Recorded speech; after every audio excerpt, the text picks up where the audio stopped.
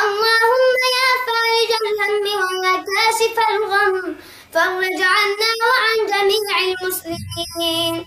اللهم احفظ دماء المسلمين وصن أعراضهم وارحم شهداءهم وشافي جرحاهم وأمن خوفهم وفك أسرارهم يا رب العالمين. ومن أراد بهم خيرا فوفقه لكل خير ومن أراد بهم شرا فخذه أخذ عزيز مقتدر.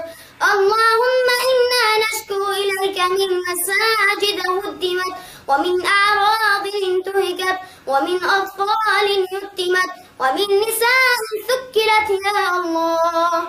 اللهم عليك بطاغية الشام بشار ومن والاه فإنهم طغوا في البلاد فأكثروا فيها الفساد فصب عليهم يا جبار صوت عذاب.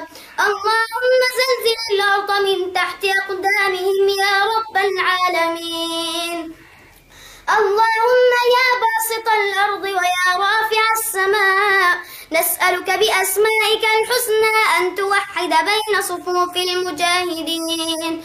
اللهم عليك بروسيا والصين وإيران وحزب الله فإنهم اعتدوا علينا يا الله.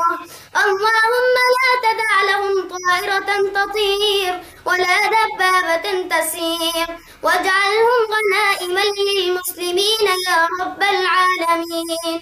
اللهم وحد بين صفوف المجاهدين وقوي عزائمهم وأيدهم بنصر من عندك يا رب العالمين. وصلى الله على نبينا محمد وعلى آله وصحبه وسلم.